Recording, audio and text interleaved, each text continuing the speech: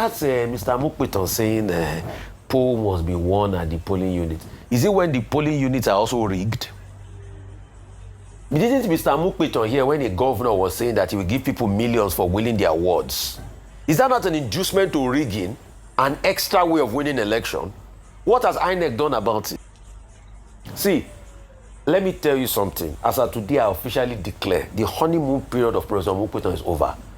And the criticism will come en masse after these Anambra elections. Because it is showing. We will have thought that he will have strongly nipped whatever happened in Anambra in the bud, and even condemn also the APC when we were talking about even the registration and inducing people with money. President Amupitan, your time starts now. We are already judging you. And in fact, on our scorecard, you're already failing. Because if governors can openly, yes, and I say it boldly, if governors can openly say they are going to induce, and we've not heard anything from Inec, is that a failure already? And you think elections like that will be won in the polling unit? It's rigging that happens in the polling unit, and when they now get to the legal system, we all know what the legal system has become in this country. We all know legal system. We all know how a joke the word go to court has become. All right. If you don't nip these two cases in the bud, you are already failing, President Amupitan. All right, let me I will not say that Professor Amupitan That's my opinion, is Doctor. already failing. Yeah, I'm trying to qualify it. To say that this is a man who was just sworn in only last week, Thursday. He has just started the job. Now, he went to the conference of the National Association of Law Teachers, NALT, and what was the main substance of his submission at that occasion? He was telling his colleagues to say that, look, I'm your ambassador. I cannot do this job alone. It requires collective responsibility. And you, as the law teachers in this country, you should help me with scholarship, you should help me with advocacy, you should help me with whatever strength this association of law teachers have. And he said he wants their prayers. It's not only the prayers of Association of Law Teachers that he needs. He needs our prayers too. He also needs our support because on the surface of it, the job of an Inec chairman is a difficult job based on precedence, based on experience, and our only prayer coming from this side of the desk is to say that may Nigeria not happen to him. Amen. However, what I saw in demonstration in terms of Joash Amupitan's presentation in front of his colleagues is that he seems to understand the assignment. And some of the points he made about, look, elections should be determined not at the courts, but at the polling units. This is what we have always been asking for. He says that Nigeria needs a strong electoral framework and legal framework and reform for INEC to be able to function effectively. This is the same thing that we have all been saying. We're saying that there should be an electoral offenses commission, for example, whereby all kinds of charlatans and saboteurs and fifth columnists who try to sabotage the electoral process are called to order and properly sanctioned. Civil society groups are asking for increased women representation. They are asking for greater efficiency in the operations of INEC. And Joash Amupitan was saying to law teachers that, look, he believes that credibility is important, integrity is important, fairness is important, and that he has an obligation to provide the necessary leadership to deliver on those costs. To the extent that he understands what the basic issues are, I will not try to add to it. He's an academic, so he has shown enough understanding of the assignment. What Nigerians now expect is for him to deliver on his promise. The support that he is asking for, not just for law teachers to give him that support, but for the Nigerian people, for the political professional class, and also for government to make sure that he has the necessary resources, since we have a man who says he understands the problem. Others before him who also understood the problem, they had issues because this is Nigeria. And the whole message, fundamentally, in my view, is that until we have a situation whereby the people's votes are made to count, and they count in real terms, then we will not be making progress with this democracy. We might as well be going in the direction of Cote d'Ivoire, the direction of Uganda, and the direction of Cameroon, of the poor people of Cameroon, who have the oldest head of state in the world, who says he wants to be there till he's 99 and probably die in office. So we should focus on the issues. That's one. Two, former Governor Sule Lamido went yesterday to the secretariat of the PDP, the Wadata Plaza. He says he wanted to collect form, for nomination for chairmanship. He is aware, he must be aware, unless he's playing pussy, that the PDP, the committee led by Fintiri, the governor of Adamawa State, provided a timetable for the collection of nomination forms. That collection of nomination forms, the deadline already passed. And then after the deadline has passed, Sule Lamido shows up, he says he wants to collect form. A political party must be organized. It must have its own principles in terms of how it organizes itself. The screening of the candidate was for the chairmanship was supposed to hold today. But Governor Fintiri says now they have suspended it, they've postponed it. Why? Because there is a matter pending before the court of Justice James Omotosho. Ruling will be given on October 31st. I think, in the thinking of the leadership of the PDP, they decided that it will amount to contempt to go ahead and screen candidates, while the court is going to rule on the determination that status quo should be maintained.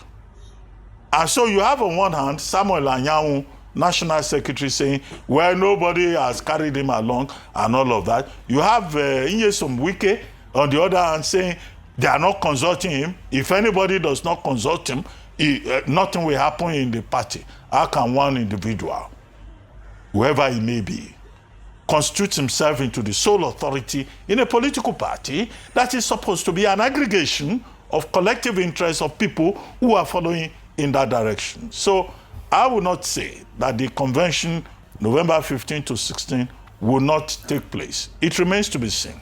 But what we can say clearly is that the PDP remains a troubled party. And I agree with you, Rufai Oseni, that they should stop blaming the APC or President Tinubu. They should put their own house in order. How do they have this collection of traitors, who say their ambition is to collapse the party? As for the resident doctors, who are resident doctors? These are young men and women who have completed their undergraduate training as doctors. They now have to go to postgraduate training, and they operate under the umbrella of what is called National Association of Resident Doctors. Now, they say that they are not well treated in a country where doctors are living in droves. The last time their salaries were reviewed was 19 years ago, so they claim. This time, the federal government of Nigeria is owing them 39 billion naira. And they're saying that, look, you have to improve our working conditions. You have to focus on the one-for-one replacement policy. When a doctor succumbs to the Japa syndrome, you replace him, now or her. Now they say arrears and allowances have to be paid. Residency training fund that has been abandoned has to be paid in total. A number of 19 demands. They are even asking for health infrastructure. Now, they have the right to ask for better working conditions, for infrastructure, because indeed these resident doctors, in real terms, constitute the bulk of the medical operatives in the public health sector in Nigeria. So it shows insensitivity for them to be treated absolutely shabbily, as we are saying. Second is the attitude of the Nigerian government to labor issues. Now, the resident doctors, they gave notice on September 14 of a 5-day warning strike. They were ignored. At the end of the 5-day warning strike, they gave notice for 2 weeks. They were ignored. They later changed the 5-day warning strike to 30 days. They were ignored. And now they're saying that effective Saturday, November 1, they are going to go on total and indefinite strike. What it means is that the hospital public health system in Nigeria would be grounded, and the people who will pay the price are the ordinary people of Nigeria who are seeking access to healthcare that is not even affordable in the first place. Most of the senior doctors, they are not even on duty when they are needed. It is these resident doctors who help to provide the healthcare. Now the federal government of Nigeria has also not listened. What is likely to happen is a knee-jerk reaction, panic reaction that we always see, panic response. When it is November 1 now and maybe the strike starts, you will see the Federal Ministry of Health will suddenly wake up, government will suddenly wake up, and they will resort to blackmail. They will say they are talking to the resident doctors. We don't want that kind of situation, because health, just as education, should be considered a major priority in this country. As for the service chiefs, well, they met with the president. You know, Oluyede used to be chief of army staff. He's an insider, so he provides continuity. The other chiefs of staff, if you look at their profiles, they are battle-tested generals, so they understand what the assignment is all about. Just as Amupitan also understands the basic theoretical foundational issues that he has to deal with. What we expect from the new chief of defense staff is result. The people who were there before them, Christopher Gabin Musa, as chief of defense staff, he tried his best, and I think we should give him his flowers. But now, you know, there was some rumor about coup, some speculation about coup. President Bola Ahmed Tinubu acted swiftly. I think he acted wisely too. The opposition is saying he's a coward, he's afraid of coup. When they have the opportunity in the future to be president of Nigeria, if they hear the whiff of, oh, somebody wants to seize power, let them sleep on it. I think that the president has acted wisely. What remains is for the new service chiefs to act responsibly and to show that they can make a difference, so that in this country, farmers can go to farm. All of us can sleep at home. All the ungoverned spaces will be governed, so that you know, there will be peace, and we will have respite from banditry, from kidnappers, from insurgents. We will assess them on the basis of their performance. They must remember that, from Oluyede to the other members of the team, including the Director of Defense Intelligence, who is the only one who seems to have retained this position. But that's another story. Well, with regards to the service chiefs, I'm glad that we finally get to talk about it. And I agree with you, Dr. Bati, that we must give General Christopher Gwabin Musa his flowers during his tenure as Chief of Defense Staff. I had the opportunity to read a compendium for his 2-year anniversary as the Chief of Defense Staff, and just highlighting or detailing his achievements, his wins. I always talk about my time when I went to Maiduguri, and that's why I met him. Was the outgoing commander at the time stationed in Maiduguri, Lafia Dole and Hadinkai, and I think the testimony from the locals and the residents is what made me take an interest in his person, and they had very good things to say about him with regards to how under his watch they were able to settle and resettle communities in Maiduguri, and they were able to get a semblance of peace, and life was being restored to the state. So on hearing that he had been appointed as Chief of Defense Staff was welcome news, and during his time he made that phrase kinetic and non-kinetic very popular. There were mixed feelings around this, mixed analysis on this, but we must talk about his efforts in ensuring that whilst using force, he also was able to use dialogue, negotiations, community development as a strategy to pushing back on terrorism. So alongside the other service chiefs, this is a thank you to them. And now the baton has been handed over to Lieutenant General, I'm so sure now General Oluyede, who now has the task, even though we didn't get the report of what happened at that meeting, to ensure that he consolidates on the work that has been done by his predecessors to secure lives and properties, especially with regards to banditry, terrorism, herdsmen and farmer clashes, and ensure that we're able to get get our, people able to go back to work, go back to their farms, communities are restored, areas sacked by Boko Haram and other terrorist groups are able to be restored and restored in that manner. But let me go on to a topic, of course, that is very close to my heart this morning as well, which is with the resident doctors. Only yesterday, we were talking about how taxes can create wealth. I highlighted some critical areas that the government must be willing to invest in.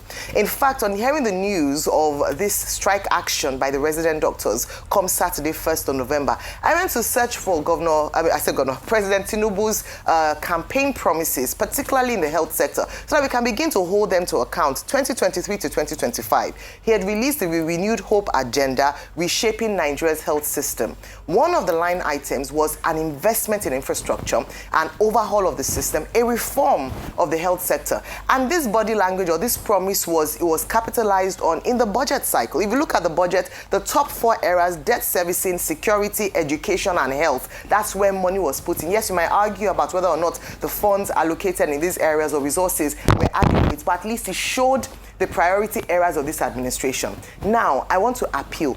According to Dr. Suleiman, whom we saw earlier, that's the president of NAD, Nigerian Association of Resident Doctors, he had said, politicians with ambitions, may they not ruin this country because they were giving, bad counsel to the president. And they are not the first. Now, being a non-politician with ambition, I'm just a journalist who is here trying to, speak up for the people and be the voice of the Nigerian people. They have brought forward a 19-point agenda, and what they are asking for is not ridiculous or is not too much, if I were to put it that way. Part of what they've asked for is that their welfare allowance arrears, up to the tune of 35 to 38 billion naira, can it be paid? In fairness to this administration, it was inherited. It was based on the previous administration, and administration after administration have failed to do right by these resident doctors. Can the Tinubu administration, as part of its legacy, fix this disgrace to the Nigerian economy? The second part of it they're asking for is better welfare for the doctors. We've talked about a number of times the massive brain drain happening in the health sector, and how we are in a state of emergency in the health sector, where we now have less doctors who are qualified to actually attend to the needs of patients. How many of us have gone to hospitals and we see doctors who are not qualified attend to us because there's just a lack of qualified doctors, as many of them have jackpot, which is the famous word that has been used in recent times. They've moved abroad, looked to other countries for better welfare packages. In the past, they used to go to Australia, England, the United Kingdom, America. Now they go to other African countries, anywhere but Nigeria. Why? Because the conditions of service are just not suitable for any doctor to survive or to thrive. And so whether either you meet a doctor who has gone out of the country, or a doctor who is on the verge of going out of the country, or a doctor who is writing exams to run out of the country, at what point are we going to take the health sector seriously and not pay lip service to that area and actually invest? Some suggestions as to some